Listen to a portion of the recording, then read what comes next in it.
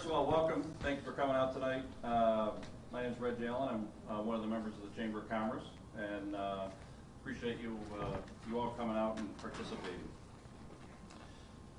I am going to have the pleasure of introducing the two candidates and kind of give you an overview of what the rules are for this evening. So, first of all, on my far right, you should recognize our current supervisor, Stephen Schultz. He was the co-founder of Pictometry and served as its Chief Technology Officer from 1996 through 2015. He helped build the company from one employee himself to over 300 people. He has been granted over 90 patents on the underlying technology created for Pictometry as well as for other inventions. Prior to Pictometry, Steve worked at the RIT Center for Imaging Science, where he developed new technologies for use in a wide range of fields, including environmental, military, medical, and earth analysis. Since Pictometry, Steve's been advising and investing in high technology startups across the spectrum of applications, including multi-factor authentication, thanks, Steve, and security, software to support first responders, software to analyze sounds to assist the deaf and hard of hearing, and systems to create detailed analysis of treadwear. In 2017, he entered politics and was elected Henrietta Town Supervisor. He holds a bachelor's degree of science in computer science from RIT. He was named the distinguished alumni for the B. Tom Gelisano College of Computing and Information Science in 2007, and was named the Rochester Institute of Technology Outstanding Alumni in 2012. Join me in welcoming Steve.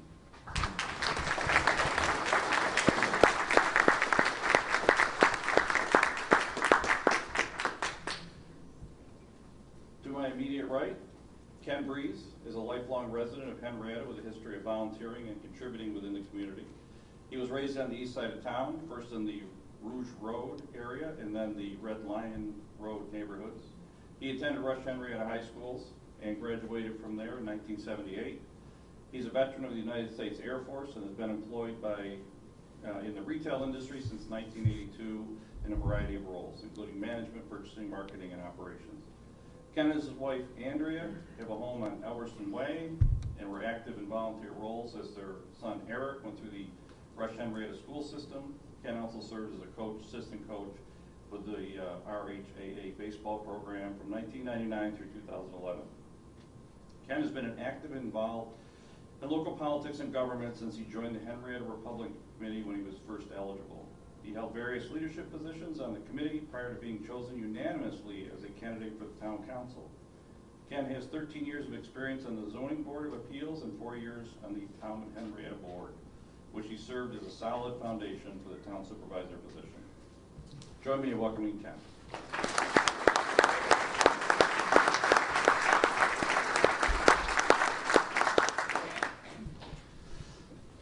I think it's important to thank both of these two gentlemen. This is our first foray into a debate, and they have been most helpful in coordinating the process and getting the date set, and have been very cordial during the whole thing. So, gentlemen, thank you very much for your help.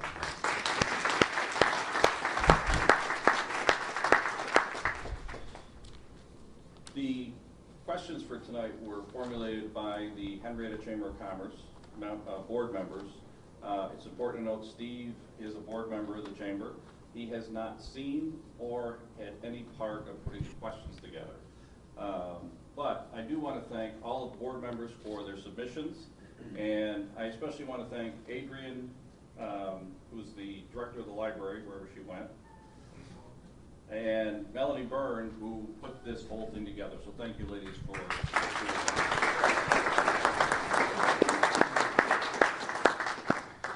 So quickly, the format for tonight is there's going to be a moderator, just sitting to my left. I'll introduce him in just a second, if you don't already know. The moderator is going to direct one question to one of the candidates, and they'll have 1 minute to answer.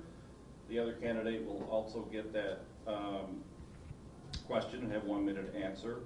And if necessary, there'll be a rebuttal from the first candidate, and there may be a second rebuttal depending on how the first candidate answers. And that'll all come from our moderator, all right?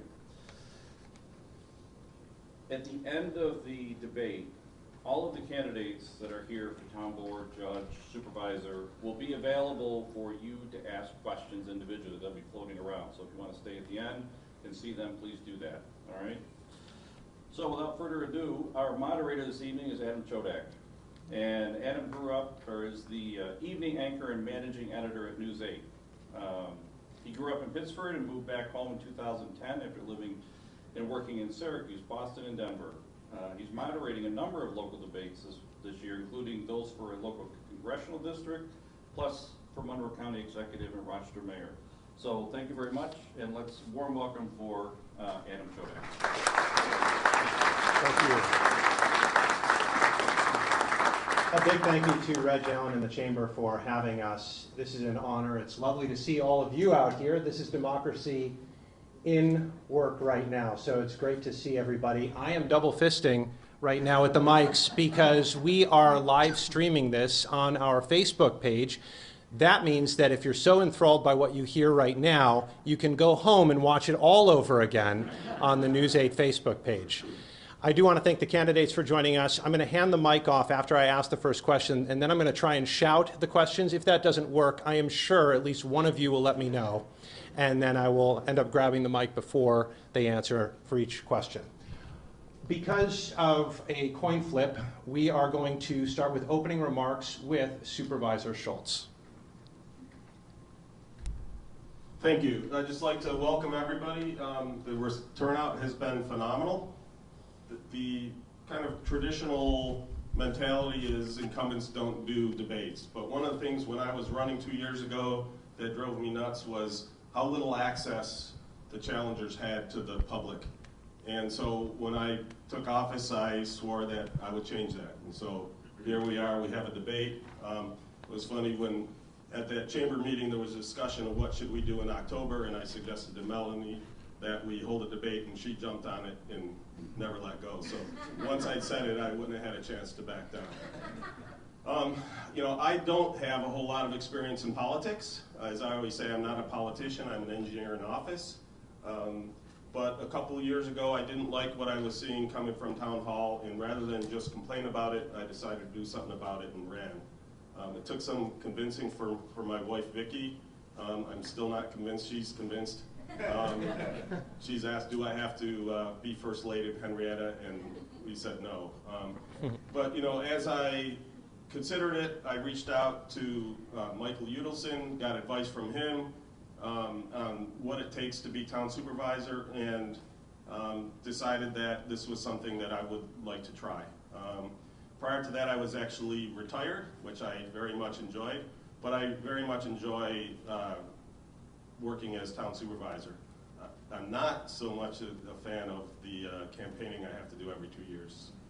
Campaigning is not anywhere near as fun as and pretty much everything else. So at that, I will again thank you for coming, and here's Ken. And folks, thanks for coming and joining us this evening. This is a first-time event. I don't think we've ever done anything like that here before. It's funny, as we keep doing this campaign process, part of the campaigning, of course, is doing door-to-door and things of that nature. But what really, the number one question I'm getting when I go door-to-door is, well, why do you want to be supervisor? And the answer is actually kind of simple. What spurred me on to make the run this time around was actually the tax increase that occurred last year. It was 25, 27, 29%, whatever the math is, it was in my opinion, excessive. So the experience that was earlier provided to you in the introduction should aid me. The zoning board experience, the town board experience, the small business experience should make me uniquely qualified to handle this position. And I believe that once I get into the position, that we can make sure that we never have increases of that sort again. I lied, I'm going to take the mic. Partly because if there is anyone in the spillover room, they'll want to hear this. Also, I want to correct myself. I use the term democracy in work. That's ridiculous. That's not an English expression. I meant democracy in action. We're going to scrub the Facebook feed later. The first question is directed to Mr. Breese. Henrietta prides itself on keeping tax rates relatively low. This is largely made possible through the town's commercial base. Comida, or now Imagine Monroe, provides tax deals with businesses throughout the region, some large, some small, some controversial. What's your stance on the role our local industrial development agency has been playing, and what relationship would you have with the agency? Thank you. Well, Comida has, over the years, during town board meetings, we've had different folks come to us with applications regarding businesses that were coming in front, that were looking to come to Henrietta. And commonly, the Comida question would come into play. We were concerned that in some cases, those tax breaks that were given to bring people into our town could actually be somewhat counterproductive for us and lead us into a situation where we were a little bit underwater there. For the most part, though, we have found that it has been effective, and they have listened when we've had concerns. So I understand the role, and we'll work with it. Thank you. My company, Pictometry, was actually one of those Comida recipients. We were on the hook for, I don't remember what it was, 10 or 20 jobs. We produced almost 300. So, the Comida at the start, when we were first getting off the ground running, was a big advantage. One of the issues I have, there's two major issues I have with Comida. One, a lot of times, once somebody gets something, everybody else next in line gets it, whether they should or shouldn't. As a result, Henrietta probably has more Comida grants than pretty much pilot agreements than the rest of Monroe County combined. That's a problem, especially as it affects our school district, because when you look at the way they calculate the tax cap rate increase, they back the pilots out. And what that causes an issue in is that they have trouble meeting their full budget with staying under that 2% cap. So that causes some issues. Would you like a 30-second rebuttal? No, that's not really a rebuttal there. I mean, I guess one of the things on Comida is to make sure that once the agreements are in place, that they're enforced, and that can be an issue. We want to make sure that we see that happen more often. Very good. Mr. Allen has decided to Vanna White the microphone for me for the debate. I thank you, sir. I understand. This next question is for Supervisor Schultz. If you could change one aspect of the zoning code just by a snap of your fingers, what would it be and why?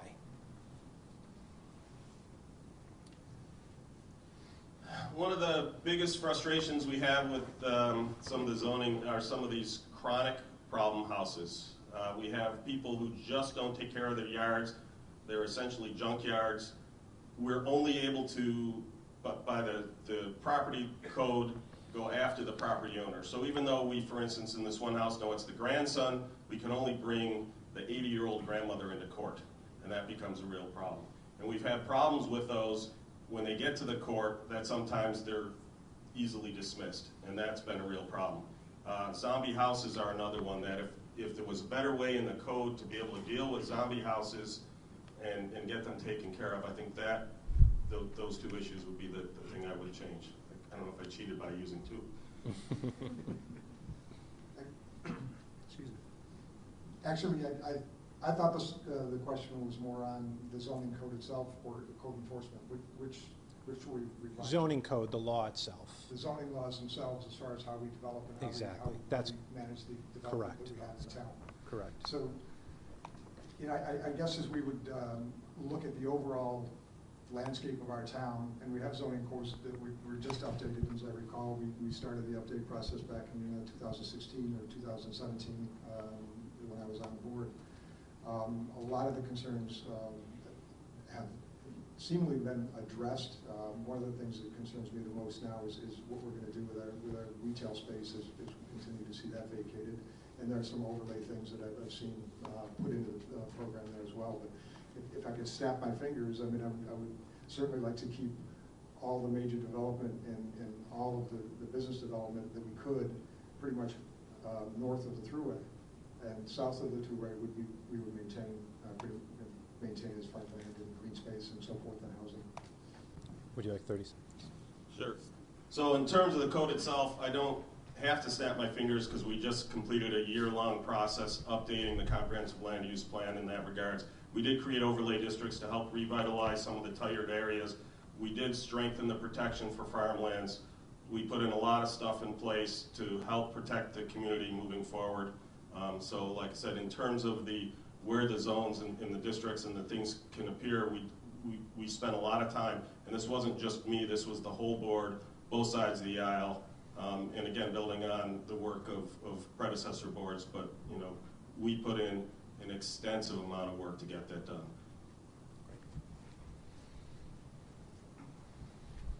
Thank you, Mr. Allen. This question is for Mr. Breese. There are so many different factors that can influence the town tax rate. What's the one that you see influencing it in the near future, and in which direction? I think what will influence it most in the near future is going to be some of the development that's online now that we're seeing come into play, a lot of it which has been in the works for many, many years. So we have, excuse me, the VA facility that just came online. That's going to certainly help us there as far as a positive impact on our taxes. And we're going to continue to see, with a strong economy, we're going to continue to see people knocking at our doors, looking to come into town and locate here. We are in a great spot. 390 and 90 match up here, and that's the place to be. Easy access for everybody. I mean, there's concerns in the retail sector, but as retail starts to work itself out and retail outlets start to differentiate themselves, we'll start to see some progress happen there, and hopefully fill some of that, perhaps with mixed use or looking at ways to turn some retail things into apartments, offices, and mixed retail. So the single largest project that I see influencing positively is called the Rochester Area Reliability Project. It's done by Genie. It's over on East River Road, and it will, when it's done, represent roughly about $250 million added to our tax base. So that's a huge benefit to the town. One of the things from a negative standpoint, we already addressed it, and it's one of the things Ken mentioned in his opening remarks. My predecessor, and authorized by the board, including Ken, spent $22.5 million of a $14 million surplus. So that means we had to take out $10 million in debt. That's where that increase came from. It's the debt, and it's the increased operating cost when you double the size of your library. During the meetings, they said there was going to be a tax increase. They even gave the amount. They said it's a large pizza and wings. The tax increase was about $22. When you add $900,000 to a $3.6 million tax collection, you get 25%. Mr. Breese. Mr. Breese, you can respond. Yeah, actually, as we look back on the library and the rec center, both of the certainly both the resolutions that we passed allowing for public vote on those projects, approved them. We, in the case of the recreation center, essentially spent money that had been there for many, many years. That buildup was well known as being for something in the recreation facility area. The library, when we put the library up 2 years ago, to 2017, I think it was, and required a bond for that for $10 million.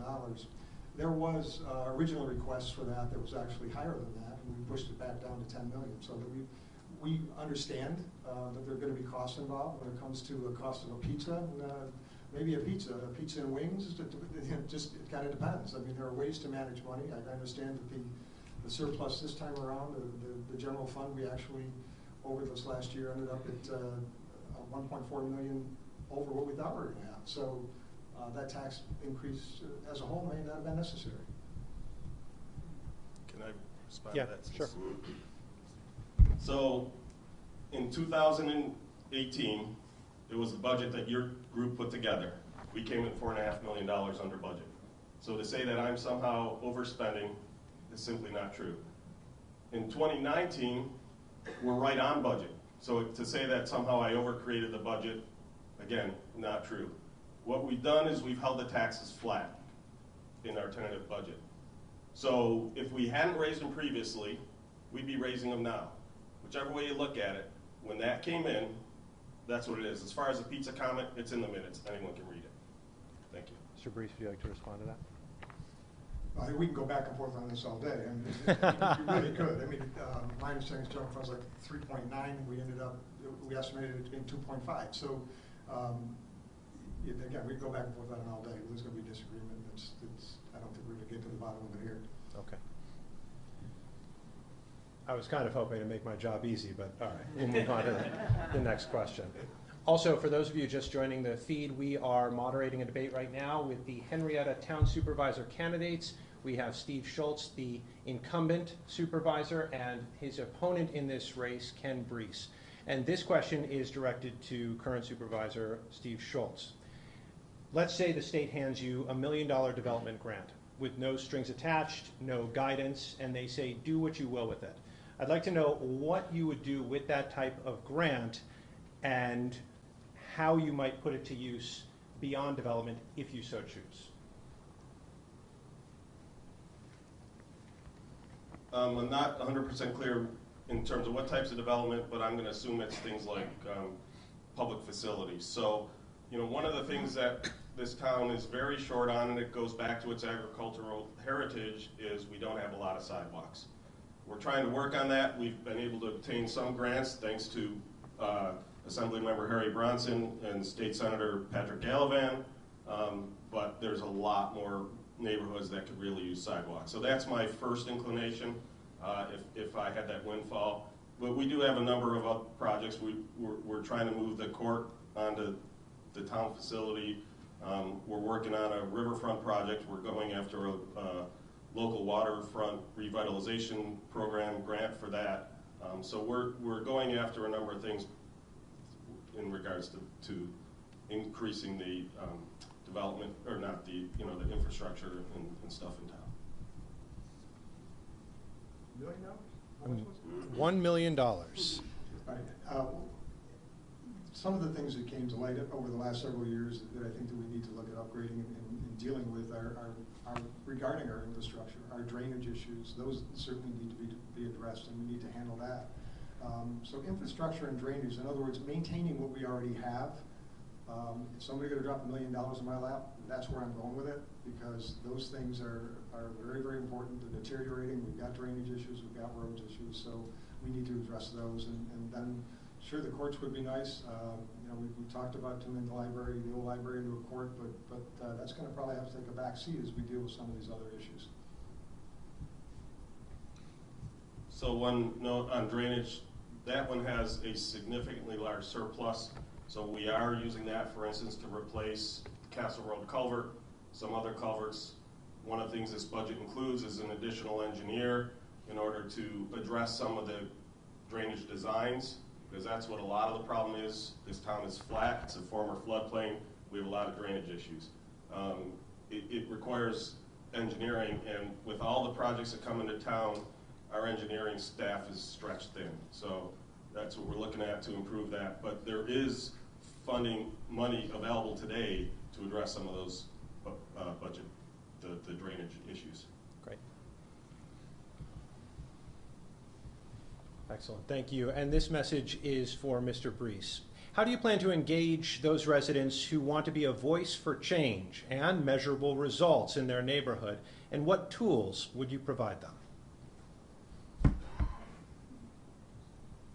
Well, the first thing I do is upgrade the website. I mean, if anybody's been there, they realize that, one, it's not really a mobile adaptive website, so you're looking at 70% of the people who are trying to access it are using a mobile device, and it's terrible. So by updating that and reaching out to folks in that way, we can better communicate. Along with that, we can look for different ways to communicate, again, through the social media sites, through Facebook, through the web. You can also put a blog on. So there's ways to communicate with those folks using electronic media, because that's going to be the way that we're going to get to them. So that's the way I do it. I wasn't a fast enough typist. The new website is ready to roll out very shortly.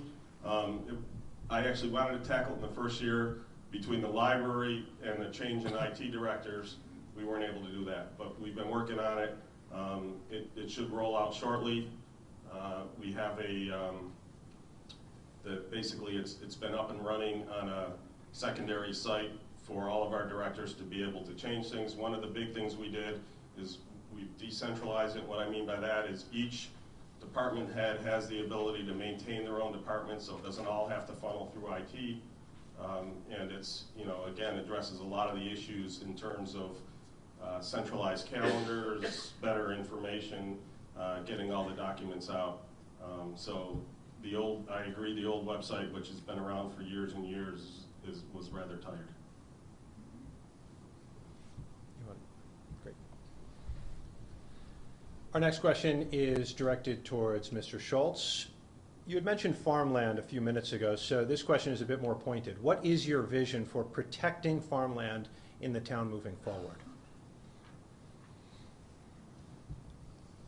So when I first took office, we completed the farmland protection plan. It was largely done. We just had to get it across the finish line. And then we incorporated that into the comprehensive land use plan. So one of the first things we also did was we killed the Southwest Quadrant GEIS, which was looking to rezone a bunch of farmland south of the thruway to industrial land. We just basically took that off the table. That was actually one of the issues for which I ran. Not only because it would forever change the nature of our town, but because of the conflict of interest involved with my predecessor. As far as what we're doing moving forward, that contains a bunch there, including we're putting in places for incentive zoning to essentially put development easements on land to protect it. That gets revenue to the farmers. We have secondary farm income. We have a lot of stuff in place. And some folks are actually taking advantage of it right now. We have a couple people bringing proposals to us. I'm glad we got to the GEIS, or originally, which was a draft GEIS. That proposal, which came out several years ago when I was on the board, is just that. It was voted on and brought in as a study. A study means we're going to look at different things. We looked at a lot of different things. Whether there was a conflict or not is something that I certainly addressed with the then supervisor. I've got the emails and communications that point that out. But it is a study. When you do a study, you're looking to determine where and when to do things, not that you're going to do them. When it comes to rezoning properties, rezoning from my standpoint is not something you do without an application for some sort of a plan to actually build or to develop. So, going down that road with GEIS was, I'm glad we did it because we got a lot out of it. I got in the farmlands protection program started then as well. So so with the comprehensive plan update also started then. So all that stuff were born when I was on the town board. Would you like 30 seconds? Yeah, just a lot of those things were kind of reactionary. I've seen some of the internal documents. They were certainly, yes, I understand the concept is just to look. It was a lot farther down the road than just looking. There were a lot of plans being made and areas included in that. When you change the designation in the comprehensive land use plan, one of the things you look at when you consider rezoning is, does it match the comprehensive land use plan? So when you change the comprehensive land use plan, you open the door for rezoning. But still, that still kind of goes back to, it was a study and there were questions that needed to be answered. When we went into it as a town board. Whether there were other happenings going on that the town board were aware of, doesn't matter. We were going in with a study. We had to vote on whatever came out of it. I was confident that as a board we were going to act in a prudent manner, so that we knew what we were getting into, and the product of that is what you have now: farmland protection, comprehensive land use updates, and a final GEIS. Mr. Breese, what is your vision for the Marketplace Mall area?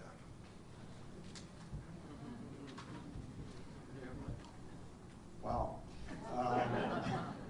Only because, there's over the last 6 months, there's been a lot of talk about what was going in Marketplace Mall and what the potential development was there. And as a matter of fact, I believe Supervisor Schultz let it slip at one point what it was.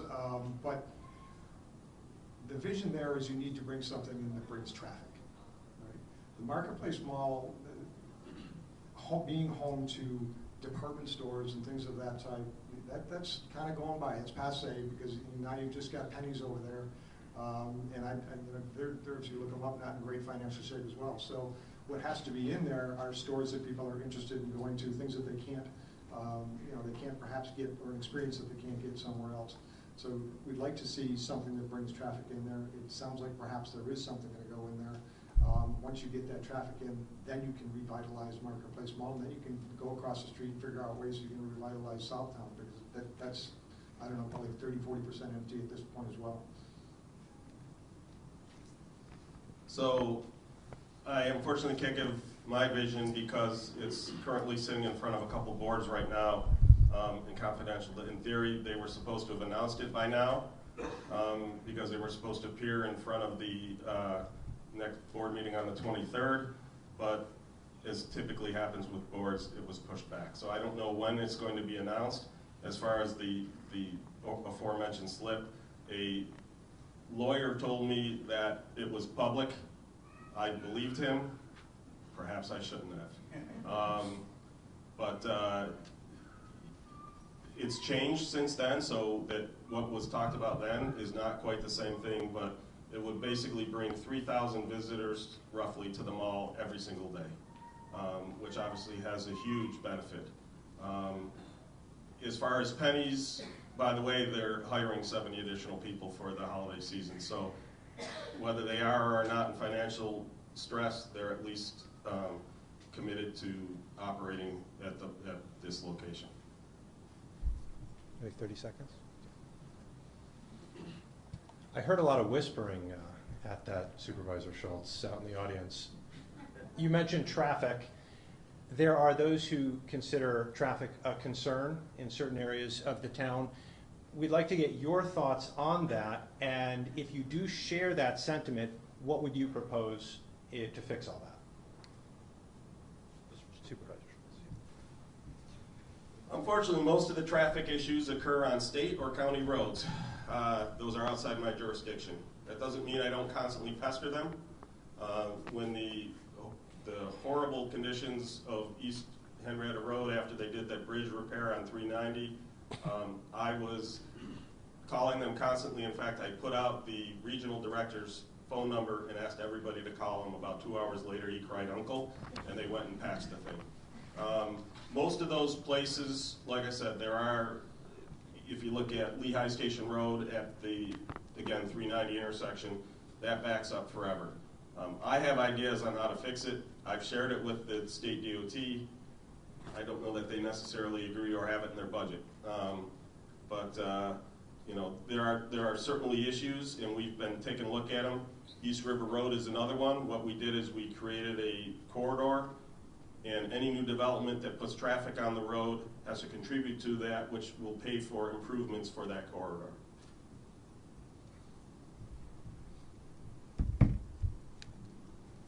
Well, considering that we are predominantly dealing with, as he said, county, state, and state roads, all you can do is kind of foster that relationship that Steve was talking about. The East River Road corridor study, which again began quite some time ago, back when I was on board, we asked for that to start, and there will continue to be stress over there just because of the amount of development that is now on the west side of town.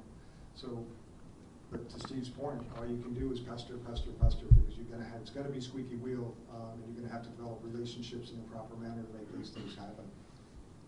Would you like to? Great.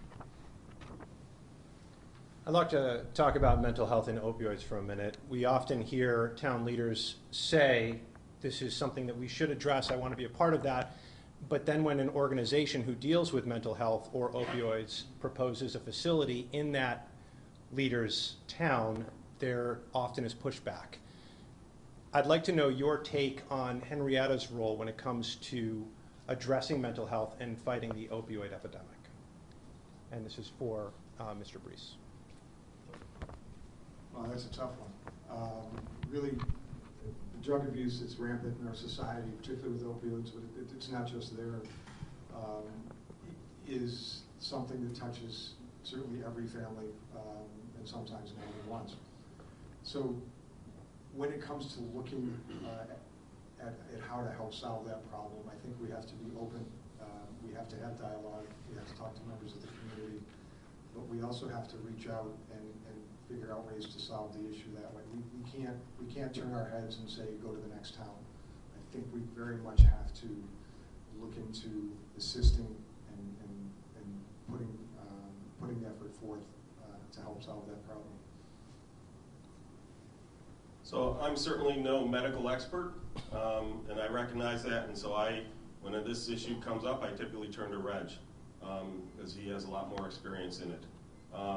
As far as the location for where we would put a facility or whether we'd have one in our town, I'm certainly open to that. I wouldn't want to see it in a residential neighborhood or near a residential neighborhood, but again, look at Southtown and the area around there.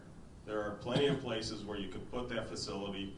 That's where we put one of our multi-use overlay districts, so it could go in there, and there are no houses, or very few houses, if any, anywhere near there. If there were people worried about the folks who, might go to there or might head there and then decide not to go there, and whatever the fears are for people having them. And in my opinion, there can be justified fears. But again, we also can't turn our back on these people, and so having a location away from residences, to me, makes a lot of sense. Mr. Breese, you like 30 seconds? No, I pretty much agree with what he said. Okay, great. Excellent. The next question is for Mr. Schultz. How would you foster, if you were to get another term, effective communication, collaboration with entities or organizations like schools, community-based groups, as it relates to matters which involve all those within the town? So I actually already have a very good working relationship with the school district. I've been advocating on their behalf with regards to what I mentioned earlier with the way that the tax cap is calculated for their budget, so that they could stop eating into their reserve funds and essentially balance their budget without affecting people's tax refunds. I've been working with all kinds of organizations, developers, social groups. One of the things that I'll firmly believe once I was in office, I'm the supervisor for everybody, not just those who agree with me, not just those who are in my party. And I've always held that belief, sometimes to my detriment, to be honest, from my own party. But it's I believe how a supervisor should run. They should not play favorites to people in their own party or to buddies. Well, certainly no argument on that last part. I mean, you do need to involve everybody into the process. When it comes to relationships with schools and other organizations, we do need to sit down with them and see what it is that we can do to make those relationships stronger, so that there can be some cooperative efforts to address the needs of our children within town. Also bring certainly the residents into it and see how we can make that all melded together. It really is going to all be about communication. Has to be about communication, otherwise you're not going to get anything done. Just one of the things you might notice, Ken and I agree on a bunch of stuff. We're not that far apart. This isn't the national level where they're at the far extremes. And one of the points to that, for those who aren't aware, I asked Ken to chair my ethics board because of his ethical stance, and that's one of the things I will say that I have liked a whole lot about town politics. For the most part, certainly for those people I serve with, they haven't let party come get in the way. They've put town first. That's not always true of the political committees. There's been some nasty things said about me from the Republican committee, but I have not heard it from the politicians, including Ken. Just wanted to get that out there. All right, this is way too cordial. Don't make me ask about Chick-fil-A. We want to keep it spicy up in here. So this question is for Mr. Breese. How will you attract young people, more young people, to live in Henrietta, but more importantly, keep the youth here from leaving?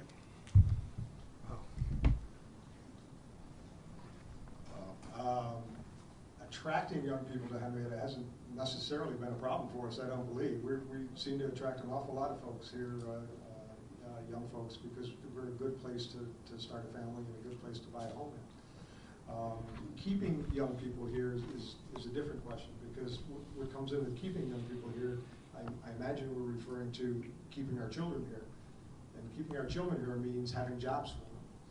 So that's a community-wide effort to make sure that we're bringing in companies that are going to employ our children, are going to have things which our children will have expertise in.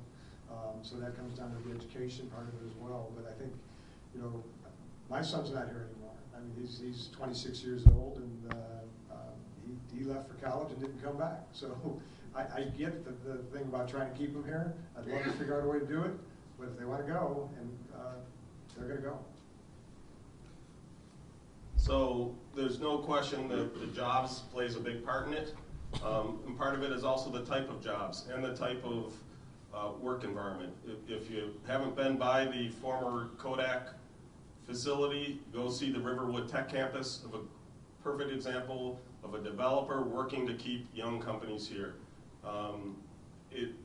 There's a lot of developers in town who have done a number of great things. We've had a lot of expansion. I could use up all my time and still not get them all, trying to name all the developers who've really worked hard to bring jobs in here. So, you know, Henrietta, that's one of the things that's been a long-lasting legacy, including from Ken's father, is that this town has always worked to keep companies here. That helps keep the people here. It also helps from a tax standpoint, because 45% of our taxes are paid for by industrial or commercial properties. So, you know, I think that plays a large part in it. And one of the things I always say, and sorry, Bill Melee, but when we bring these companies in and they meet with the town supervisor, the deputy town supervisor, and director of engineering, we say we're not writing. And what I mean by that is we work hard to basically protect the residents, but also make it easy for businesses to open up shop here. And again, I'm just carrying on that legacy. I didn't start it. Would you like to? Great. It's not going to argue that I praised his dad. I know. Hard to argue. There you go.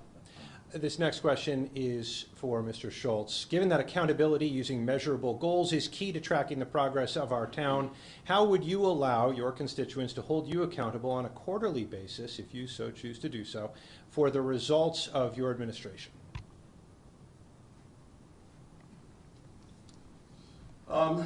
The biggest thing, I don't know if there's hard measurables for a lot of the stuff. One of the things we keep track of whether we're on budget, where we are both expenses and revenues. But one of the things I've done is greatly open up communications out to the residents, whether that's being on social media, constantly answering questions, emails, phone calls, you name it. A much more informative town newsletter. My goal has been to basically share the information as not just what we're doing, but how we're doing it and why we're doing it, so people better understand how their town government works. A lot of people, there's some basic concepts as far as the way town government works that people don't have a full understanding of. So as much as possible, and part of this comes from my education background, I've been trying to educate residents so that they are better informed and can ask better questions and keep us on track.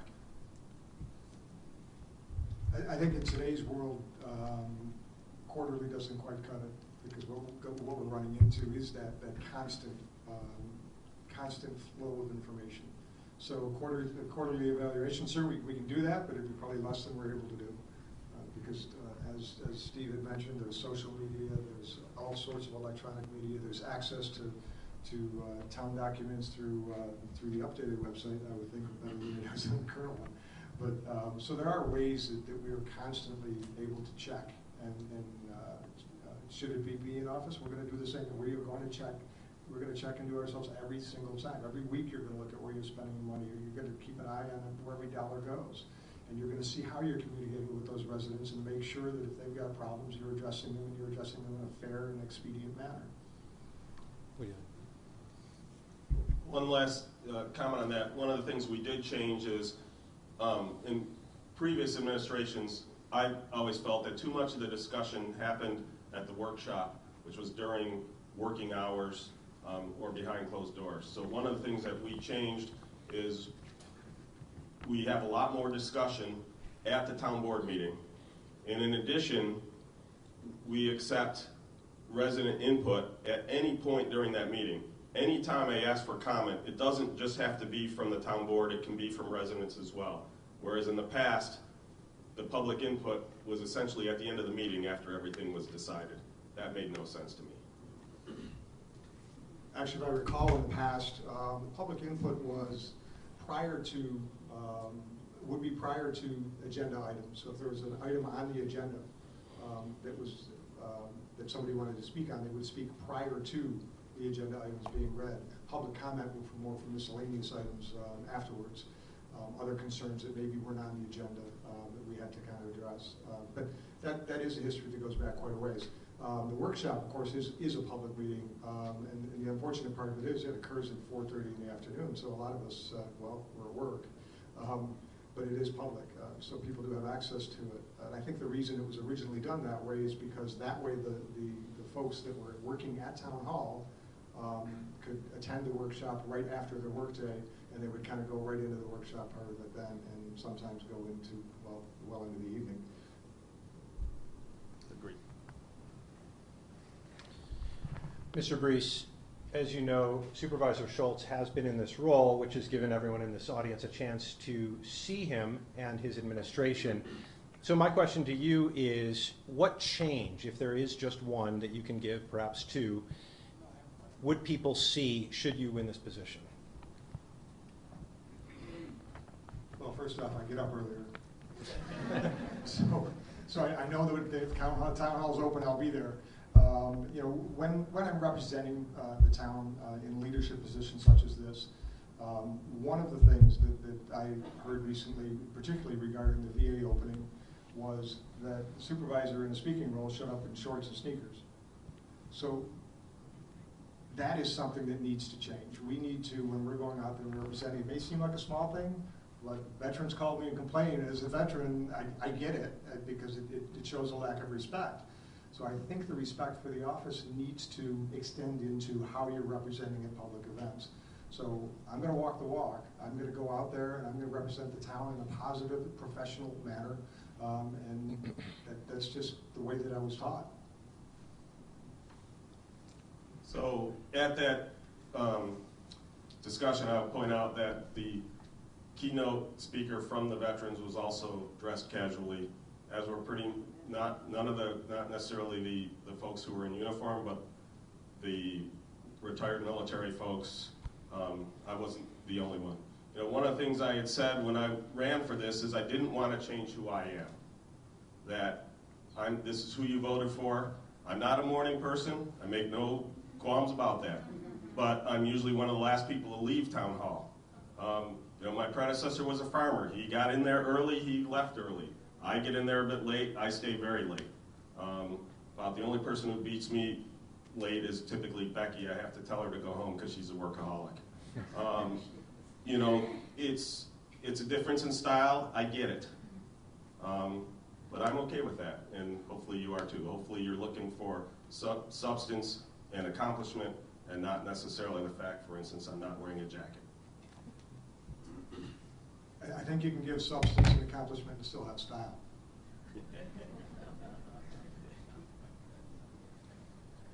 All right, we're gonna back the truck up a little bit on this one. So I'll go with a softball question that you can both answer. What neighborhood do you live in? Why? And where are your favorite places to spend time in our town? We're going to go with Mr. Schultz. Thank you. So I live on Brooks Road. I used to actually live on the corner of Bailey and John Street. Bought that right out of college. And when I was looking for a house, I looked in no other community than Henrietta. In fact, when we were looking to locate pictometry, I told them I'm not interested in any place but Henrietta. Why did I pick Brooks Road? Because it's almost a bucolic setting. 3 of my neighbors are horse farmers. You go on that, you'd think there isn't a business anywhere within miles. And yet, it's 2 miles south of the shopping mecca. So I've always loved that neighborhood, and when the opportunity came to build my dream house there, I took it. As far as where I like to spend in town, boy, it's hard to say because lately it seems to be town hall predominantly. I love Tinker Park. My wife and kids love the library. I'll leave it at that. I'll just take it back just a little bit. You already heard that when I was first here as an infant, we were on Rouge Road and then Red Line Road, and so on the east side of town. But when we decided to build a home here, we built it over on the west side of town, over in Elverstone Way, Hampton Heights area, which is immediately behind the ball fields. We back up against a wetland, which is nice because it's forever wild, but it's not so nice sometimes because it's forever wet. It's an enjoyable neighborhood. We chose that kind of neighborhood because we were raising our son, and we wanted him to have playmates. And the best playmates in the world were right down the street. So my sister happened to live 3 doors down. So we had a good family situation over there. As far as where to spend time here, fortunately we like to eat out occasionally, and there's a ton of restaurants. So we spend a lot of time in restaurants, eating out, enjoying ourselves that way, kind of relaxing. And I spend a substantial amount of time in town facilities like Town Park and things of that sort because I'm a softball player. I play fairly regularly, and we do practices and such over there. So it's a nice facility. Yeah, that is, the neighborhood thing is one of the things that we do miss a little bit. And not that there aren't neighbors, but for anyone who's been on Brooks Road, it has no shoulders, it has no sidewalks, and the kids from the RIT and Conference Center race down the street because they're running late for class. So that is one of the things that we do miss is our kids are not able to walk to neighborhood houses like I was able to when I was a kid growing up. I guess one of the other places I spend a lot of time is at the various hockey rinks in town because I still play hockey. And I'm one of those crazy ones. I actually play goalie, so probably the only town supervisor that ever could play goalie while in office. Yeah, I won't play goalie. I'm not going to catch you, so we got to have that thing going there. But Brooks Road, there's no sidewalks. We walked it. It was nice at the railroad tracks there too. Yeah. They were going fast. They were. This question is for Mr. Breese. See, I lose track every once in a while. As town supervisor, how would you foster an environment which appreciates the many kinds of diversity within Henrietta, celebrates our differences, and recognizes the unique contributions of all individuals? Henrietta has always been, even when I was a child, a fairly diverse community, and it is becoming more and more diverse. So that we need to continue with events that celebrate the diversity, so that everybody here feels welcome and comfortable. I'm going to just take this back for a minute because we did have the LGBT ceremony when they did the Pride thing, and we've gotten that back and forth with the sign and all that other stuff going on. But my only comment is that when I was at that, one of the speakers, and I'm not sure who it was, had made mention that that event could not have happened in the previous administration. My thoughts on that are, I'm the only one that would have been not there now that was there 2 years ago. So, in other words, 2 town board members that exist now voted for that resolution. Certainly, I would have voted for that resolution, but I think what it comes down to is, what bothered me is the question that came up, or the statement that came up, and then further came up when we were on Facebook. I've seen the supervisor put it up there that it couldn't have happened under the previous administration. I'm going to continue for a second so you can take it off the time somewhere else, but let me give you a little family history here. When it comes to LGBT issues or issues of diversity, My father's youngest brother, Glenn, passed away from AIDS. My older brother, James Jr., spent years suffering with identity and substance abuse. He's fine now with the family support that he got. Our son, Eric, 2011 graduated of RH. He was a student body president, commencement speaker. He's gay. We are proud of him every single day. So those folks who heard that commencement address now understand the context of what was given. But for somebody to say that it wouldn't have happened and I would have been part of something that didn't allow it to happen was, quite frankly, painting me with a brush of prejudice, which I really didn't appreciate. Mr. Schultz, you can have 2 minutes. Sure. I wasn't necessarily painting you. I was talking about the previous administration. You weren't the town supervisor, but to your point, you were on the town board. And I know 2 of the members who voted for that were also on the town board back then. And so there you have 3 votes right there. So one of my big issues that I take when you talk about this stuff is that you allowed Jack to do this stuff. None of the spending that he did, none of the activities he did could have been done without a bunch of town board support. So I do have an issue with that. Yes, you spoke out against some of his improper behavior, but let's face it, it was the 11th hour. One might even say 11:59. You know, I do have an issue with that. I do firmly believe that this wouldn't have happened under my predecessor's administration. And as a case in point, there was a football scoreboard that was damaged in winds that was largely used by a football organization predominantly filled with minorities. He would not have that repaired, even though it was covered by our insurance. It didn't cost taxpayers a dime. That's one of the first things we took care of when we got into office. So again, I'm not saying you were the one who did it, but I have an issue that you didn't stand up to the person who wasn't allowing that stuff, who wasn't treating people equally. I do have an issue with that. Well, as you know, not only the supervisor is able to actually put a resolution forth. So if we don't know about something, if something doesn't come in front of the town board members, there's 5 of us, right? So if something doesn't come in front of one of us, how do we know to put a resolution out there? So, you know, you may say, okay, well, the flow of information, yeah, it goes through the supervisor's office, but it also comes from the residents to the members of the town board. So nothing ever came across my table. Nothing was presented to me in regards to a scoreboard. I don't recall a conversation on a scoreboard. So, you know, if it's not brought to me, I can't do anything about it. I don't know about it. So the same thing occurs when you talk about the event. I mean, we flipped around the Pride event into a scoreboard, but it really comes down to making sure that when you're talking about other people, you talk about them realizing exactly where they're coming from. Yeah, 30 seconds. So I didn't flip around the Pride event. The LGBTQ community, the speakers there spoke their minds. I'm not the one who made that statement at the event. Someone who was there did. I did echo it on Facebook because, again, I was criticized for allowing a pro-life rally to appear on town property. Didn't support it. No funds were paid for it, but I did allow it to happen because, again, I believe I'm supervisor for everybody, right? I feel in terms of the LGBTQ pride, we put forth that resolution.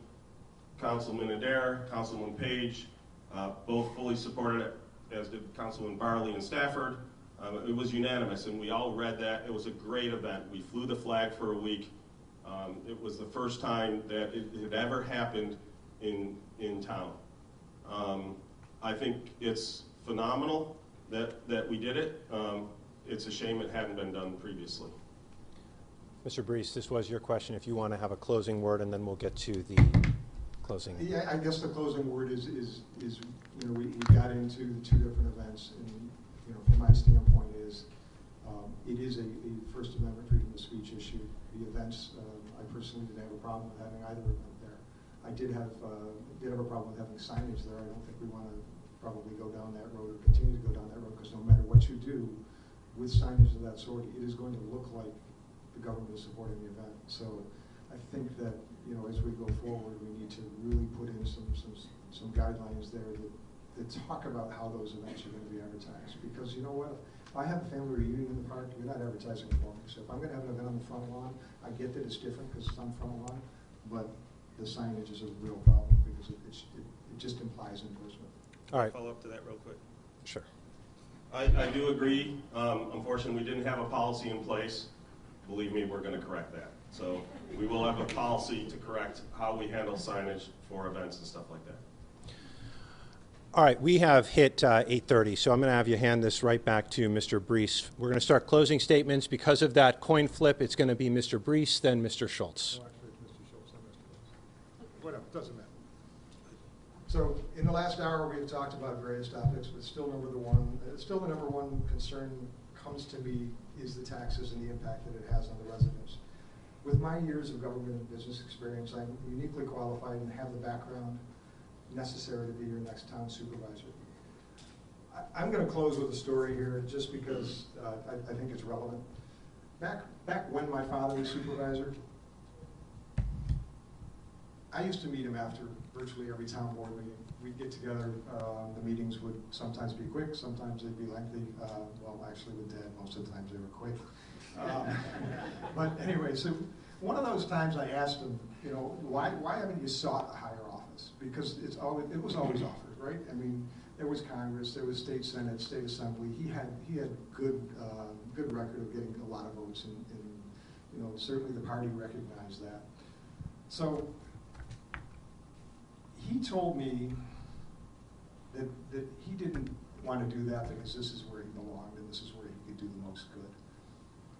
So I think as we go forward, you need to remember that work ethic that my parents, my mother Mary and my father Jim had and ingrained in me is still there. I intend on being your next supervisor. I intend on doing a great job. I intend on lowering the taxes. I'm going to do the job, and I'm not going anywhere. So there's a lot of talk of not raising taxes, and I'm sure I've read your political campaign pieces where you say you didn't raise taxes. But let me bring up 2017, where you held the tax rate flat. You actually exceeded the tax cap. Why? Because the way the tax cap is calculated, it's off of the change in the levy, not the change in the rate. Because there was so much growth in the town and properties being reassessed, when you kept the rate flat, because there was essentially greater than 2% reassessment on top of the actual growth, you exceeded the the tax cap. And oh, by the way, you never held the local law to exceed the tax cap, so you actually violated the law. That I see as an issue.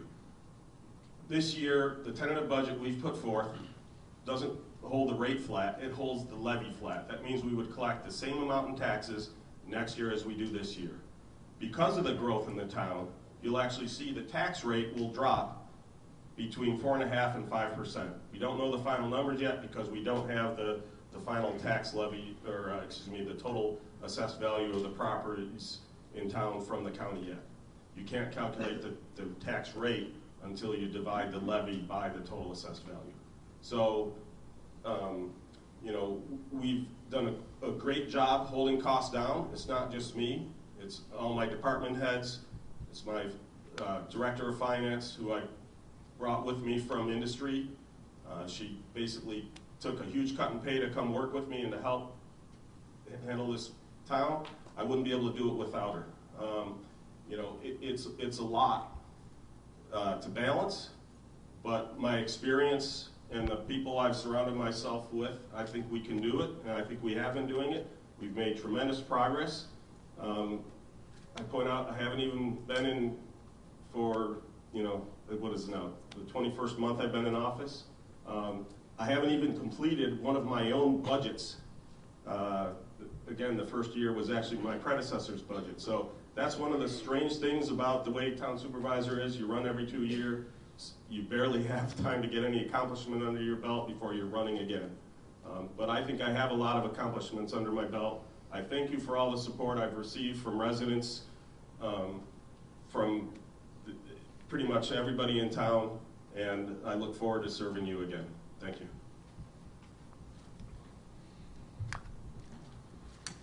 You've been so good, but right now you can applaud the candidates.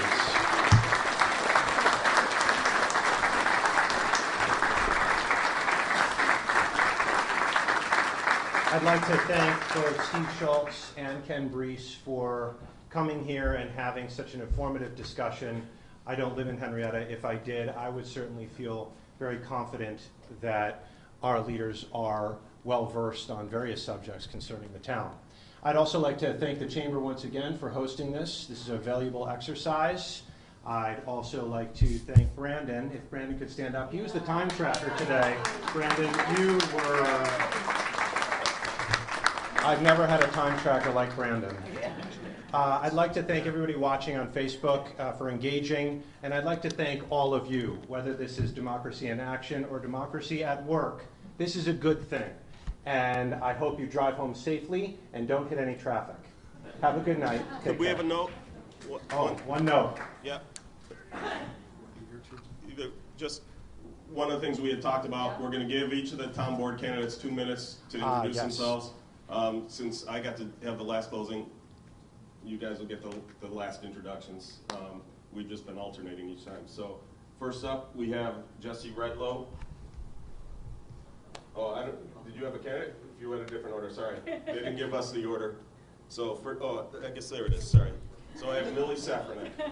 Millie. Great, thank you. Good evening, everyone. My 6-year-old has been acting as my campaign manager, but apparently he abandoned me tonight for the kids' room. So, my name is Millie Safranek, and I have over 15 years of experience in workforce development and educational advocacy. I've developed numerous highly successful programs that have helped thousands of students to build careers and educational pathways out of poverty. Part of that work has been a holistic focus on building self-sufficient families and neighborhoods. I've spent a great deal of time working with neighborhood coalitions to identify needs and to work collaboratively with both neighbors and government to bring about the visions that the community has for itself. Furthermore, as an English language teacher, I know and appreciate the strengths that diversity brings to a town and to our community. Henrietta, as one of the most diverse communities in our county, must work to include all of those voices in our town and vision. And I believe that I can advocate for a variety of voices that are often marginalized. I was honored to participate in the first Pride event here in Henrietta, and I am now working with some reputable organizations to bring a health fair for the women of Henrietta that is planned to be held here November 2nd in the library. Supervisor Steve Schultz knows that I am an independent, innovative leader, and that is why he recruited me to serve on Henrietta Town Board. I know that together with Steve, Mike Stafford, Rob Barley, and my running mate, Jesse Redlow, we will place the people of Henrietta first and maintain a healthy budget and find creative solutions to some of the very real problems that everyday people in Henrietta face. And that's why I'm Millie Safranek, and I'm running for Henrietta Town Board. Thank you. Thank you, Millie. And next up, we have Jesse. I'm not doing a long introduction just to get you guys out of here because there's refreshments in the back, and we're between you and them. So, Jesse? Okay, I'm not going to compete too long with refreshments, so I'll make this as brief as I can. Good evening, everyone. I'm honored to see such a high turnout. I'm glad to see so many of you interested in hearing about things going on in our town. I'm a lifelong Henrietta resident who went from college student to professor at both MCC and RIT, where I mentor students ranging from developmental to honors level. In addition, I'm nearing the completion of my doctorate in leadership theory and practice. I'm also a member of our town youth board. Like Supervisor Schultz, I believe in keeping taxes as low as possible, which is why I'm in strong support of his proposed budget for 2020, which would actually lower the town tax burden on our residents in a very transparent manner, unlike past budgets, while maximizing town resources and services. I'm also a strong proponent for balancing business development with preserving the green space that makes our town an enjoyable place to live and raise a family. My main vision for our town is to expand our youth services offerings in a tax-neutral way, as youth are the future of our community. In addition, helping youth helps parents. Most parents are working multiple jobs to make ends meet in this day and age, and they need our help to make their lives easier. And that's not just through a tax decline, which does help, but they also need programs for their kids to attend while they're at work. The role of a public servant is to ensure equal application of rights to everyone and to enrich the lives of all of our community members. And my plans will do that, as you deserve nothing less from a town board member. Thank you. Thank you, Justin Rose. Okay, first up for town board, we have Lisa Bolson. Hi, my name is Lisa Wolzner, and I am really excited to be running for town board. As a resident of the community for over 40 years, I look forward to representing you. I've been a member of the zoning board for 3 years and had the honor of serving on the bicentennial committee on which we raised money for the children's wing of this wonderful library. I also serve on the Imagine Monroe board, helping keep and bringing jobs and businesses to our community. The Imagine Monroe board has had a lot of insight in Henrietta, and I heard it talked about tonight. We're very proud of a lot of the things that we've done helping with the RIT, not the RIT, with the Kodak campus and other things, bringing jobs here to keep our children here. As a real estate agent in the Henrietta area for over 24 years, I've had the pleasure and passion of introducing people to our community. I love bringing new people to this community. I am so proud of this community. I am proud of the growth in this community and what I've seen over the years. I love telling people about the community. I love telling them about the wonderful people that live in this community. And I love just seeing the young people come here and stay here. And they are staying here. When I started in real estate 27 years ago, people came to Henrietta, lived here for the first 5 or 7 years, and then moved to Parrington, Fairport, Pittsford, etc. for larger homes. Because we have larger homes in Henrietta and we're able to support the community with all the things we have, I'm able to tell people about our community, keep them here with the low taxes, they want to stay here. And I'm really proud of that. I'm proud when people call me and say we want to move up and stay in Henrietta. I've been inspired to run to better our community where I was raised. I've raised my children here, I was raised here, and my grandchildren are going through the community as well. I'm really proud to bring them to the library. I'm proud to bring them to the town park. I'm proud for them to see what we have here. I also was raised by a father who spent 50 plus years in this community, working for this community through the school board, through just a multitude of different things. I bring many years of experience in this community along with fresh ideas to the table and look forward to collaborating with you, the members of our community, on keeping Henrietta such a wonderful place to live. I have learned a lot through my current town commitments and look forward to learning more. I would love to represent you on the town board and ask you to please get out and vote on November 5th. Thank you so much.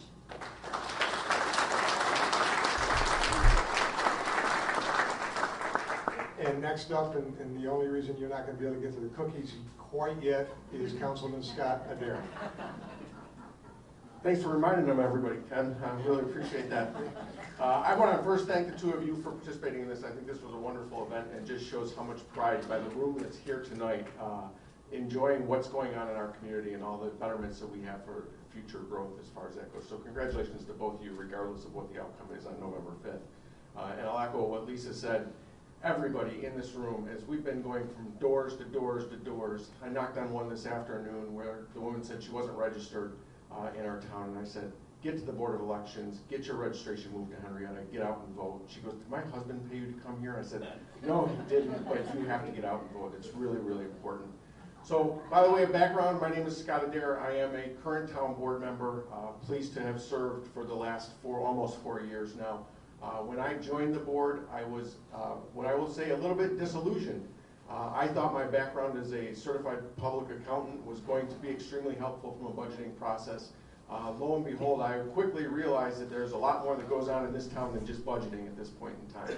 Whether it be the comprehensive land use plan that we've been working on for the last 3 years, 3.5 years that I've been in office, whether it be special use permits, whether it be zoning issues, you name it, we get to see it, and I needed to get up to speed with it quickly. That was a big hill to climb, but I feel like I've done an adequate job of getting there. But I will say this, that is done by the resources that we have internally with the town workforce. This town workforce, bar none, and I've been in government for almost 20 years of my life working, bar none, will make any one of us elected officials look good. I've spent the last 3.5 years, whether it be walking through the old library, spending time in the new library, learning about what the librarians and folks that work here do, whether it be riding in a plow truck, watching everybody try and dodge in and out of the plow trucks as they're trying to make the roads safe for you to get to work in the morning. or it be looking at the culverts and walking culverts or walking in town parks to see what's going on in each one of them. This town is amazing, and the workforce and the people that we have working for us are amazing, and my hat is off to each and every one of them. The men and women that do the day-to-day jobs here are incredible, and I'm truly blessed to be a town board member and owe them that respect. I will say this in summation of where I'm headed from this perspective. We've walked almost 5,000, maybe 6,000 doors at this point, this past summer and into the fall. And I'm reminded of a story that I thought of as I walked the first time from door to door to door. Everybody talks about Henrietta as not being a town without a village, and that's true. We are a town without a village. We have hundreds of villages in this town. You go into these neighborhoods and you talk to the people in these neighborhoods, every single one of them is their own separate village. People watching out for people, neighbors watching out for neighbors. That's what makes Henrietta great. And you don't see it until you're actually visiting with these people. I've held multiple town hall meetings to get people to come in and learn about what's going on in the town. I think that's an important way to get that message out. I'll continue to do that if I'm reelected. But most certainly, I think regardless of whether it's me, it's Ken, it's Steve, it's Lisa, it's Jesse, it's Millie, regardless, you're going to wind up with a great working town board as we move forward. I, Scott Adair, would be honored if you so choose to elect me as a town board member for the next 4 years to serve in that capacity. I'm going to end with that and introduce everybody back to the cookies at this point in time, because I don't want to stand in the way of that. Thank you. Thank you. I apologize for almost missing this important portion of the evening. I'm going to blame Brandon. No, but thank you again, and I want to finish by thanking those who have been doing the translating for us, sign language, the entire evening. I didn't say thanks, you did. But enjoy the cookies, and like I said, have a wonderful, safe drive home. Take care.